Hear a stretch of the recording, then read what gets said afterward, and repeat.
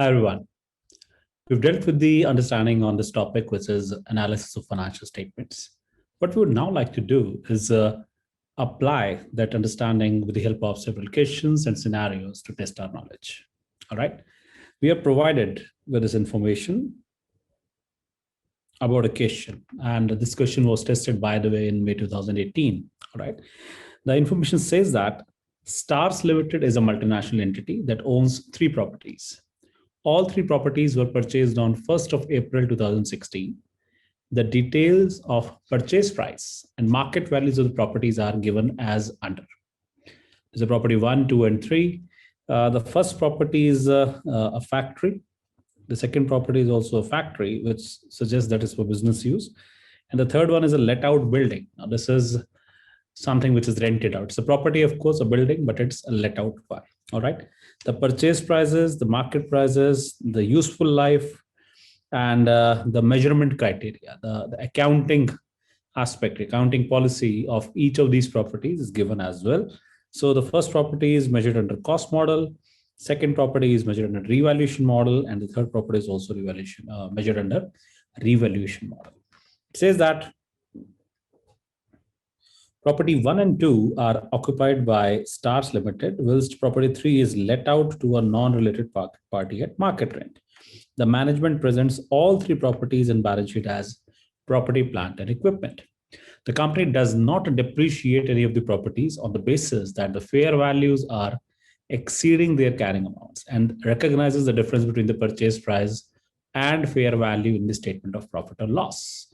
The question suggests evaluate whether the accounting policies adopted by Stars Limited in relation to these properties is in accordance with the Ind AS. If not, suggest or advise the correct treatment along with the workings. Now, this is a long question, okay? And importantly, before we try to address this question, let's appreciate that any such kind of properties, since these are not meant for sale, they would either fall under, when I say physical, so they would either fall under Ind AS 16 or Ind AS 14. Ind AS 16 is, of course, our property, plant, and equipment, and Ind AS 40 is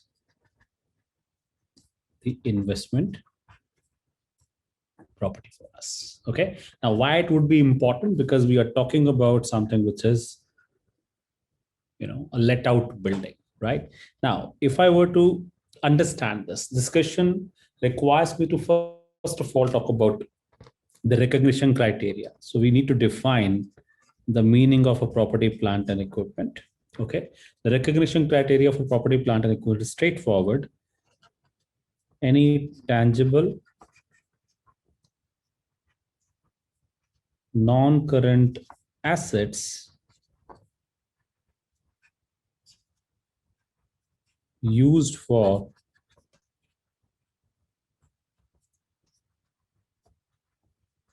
business purposes, right? Very clearly in this case, factory 1 and 2 both would be classified as property, plant, and equipment. Okay. However, if I look at an investment property,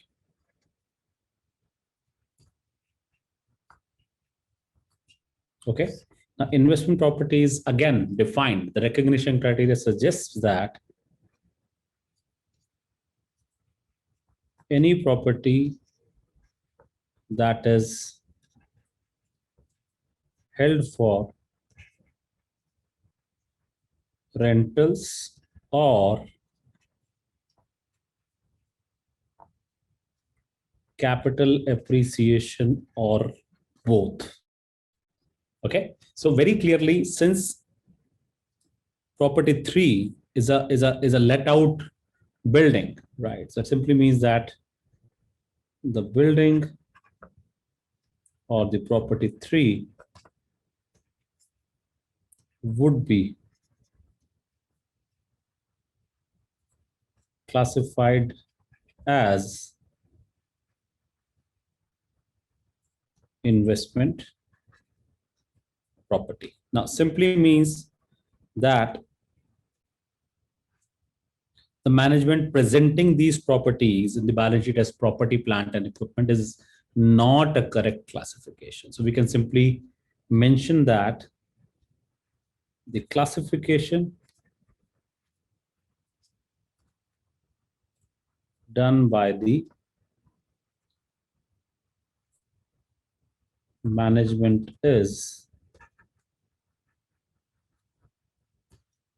incorrect, right? That's how you start analyzing the things again, right? So that's the first observation that we are making around this.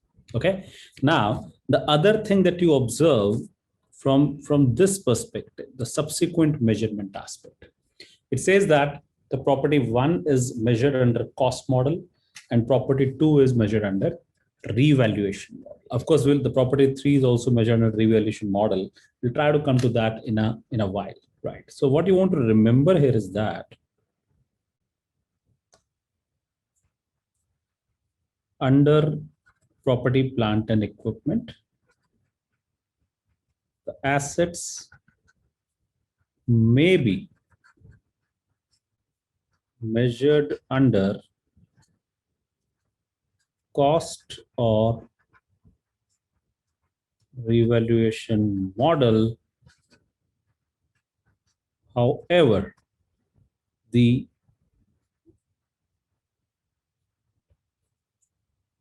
accounting policy choice is required to be made on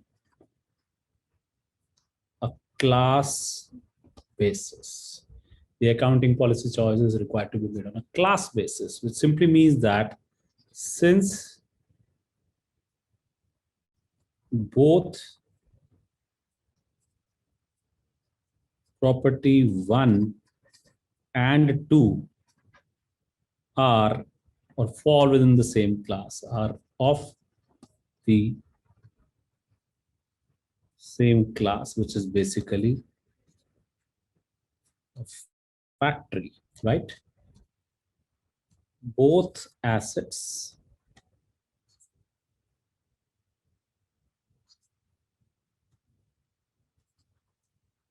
both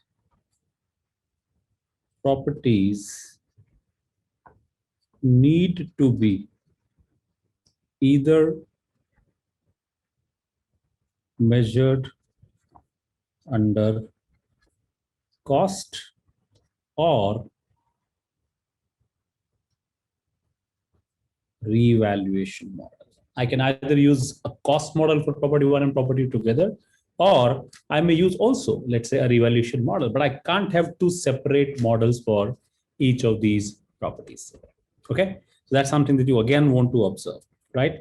Also, if you look at the property 3, that is an investment property,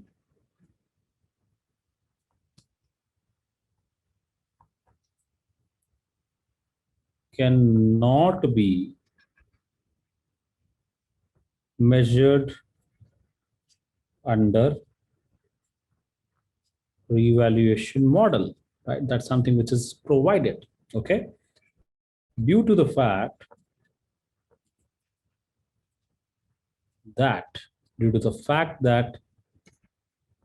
Ind AS 40 only permits the cost model.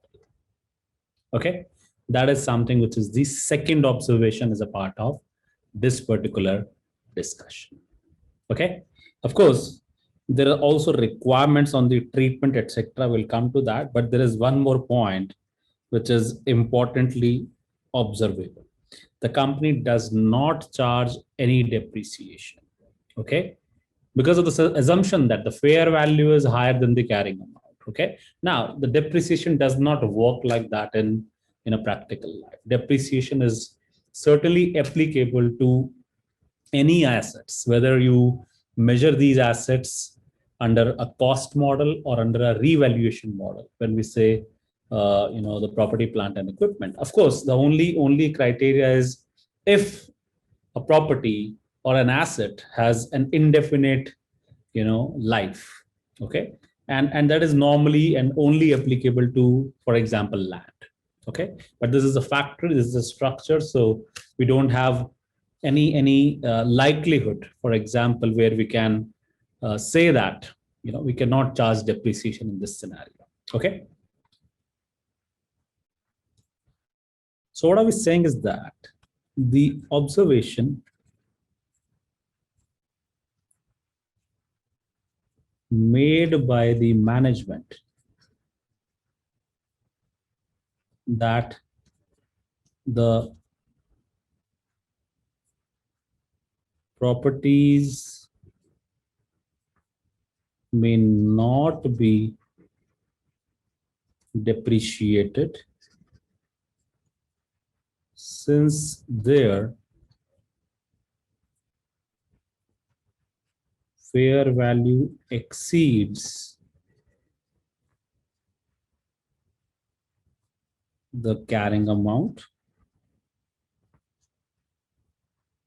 is not correct. Okay, so we need to, of course, charge depreciation. So the depreciation will be charged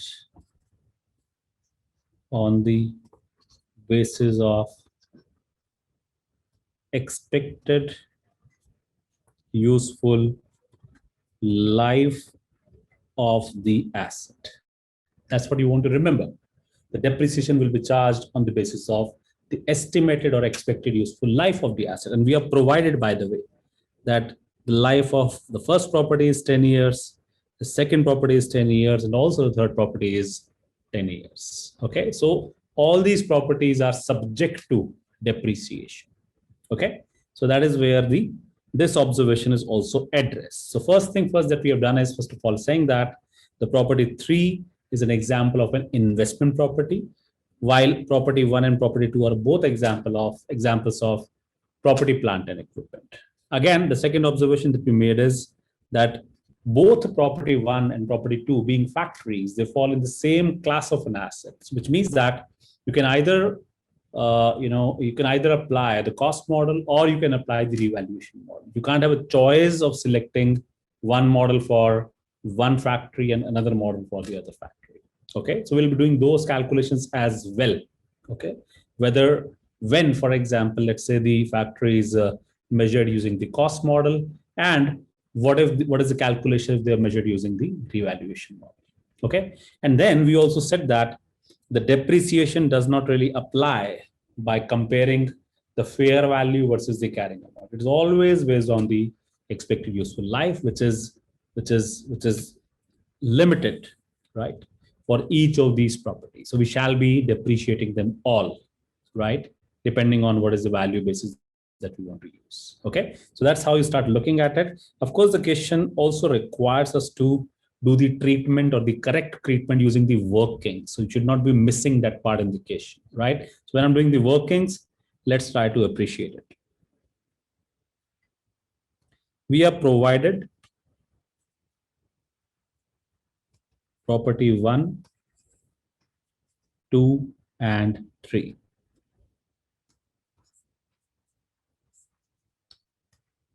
So let's use it like this: properties 1, 2, and 3. Let's say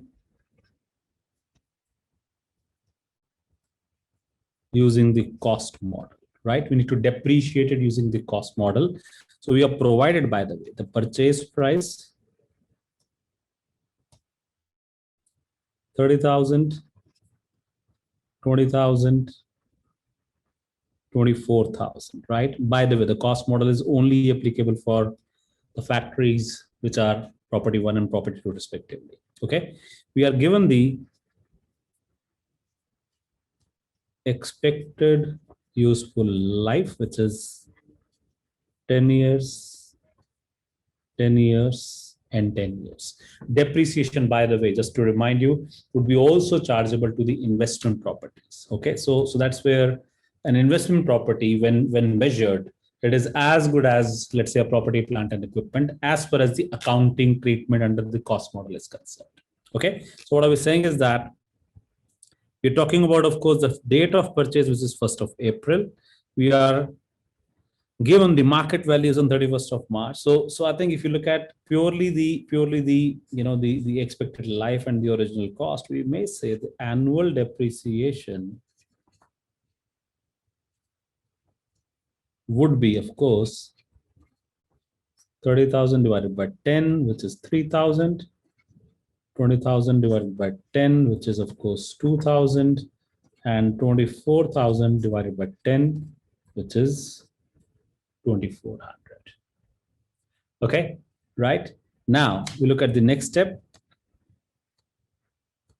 Here we have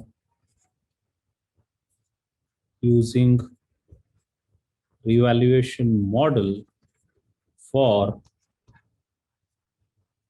property, plant, and equipment. We don't have to worry about that investment property because that is where the revaluation model is not even applicable. Okay, so we say property 1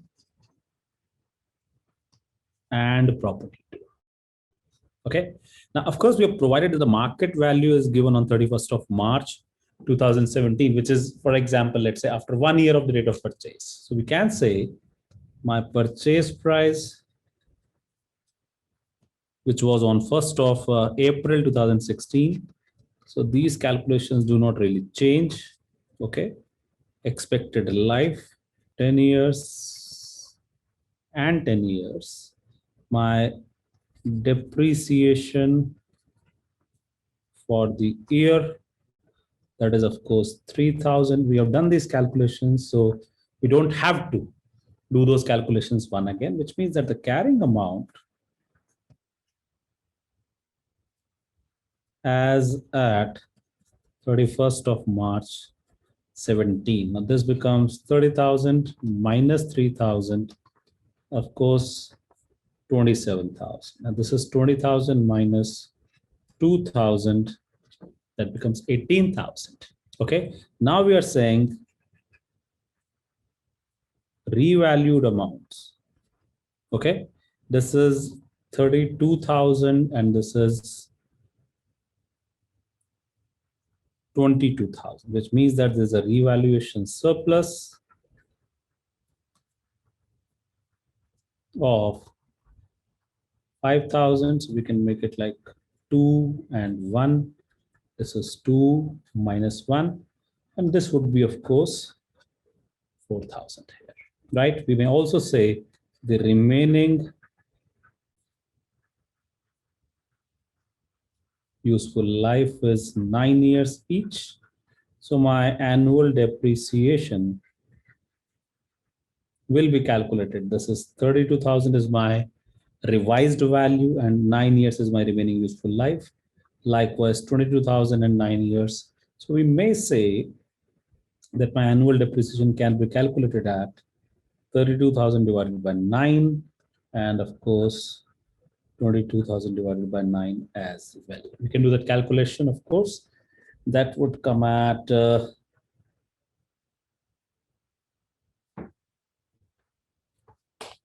let's use this calculation.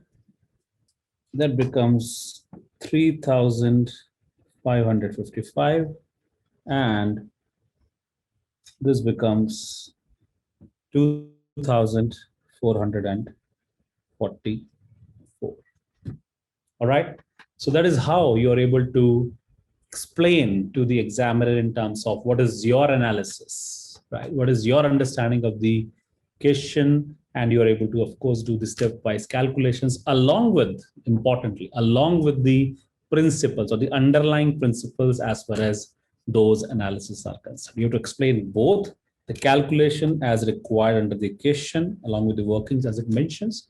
Also, try to spend time telling why do you think this is the correct treatment, right? You would be awarded marks not just on the basis of the calculations that you're doing, but also explaining the concepts underneath. That is where you get the maximum marks awarded by the examiner. All right. Thank you very much.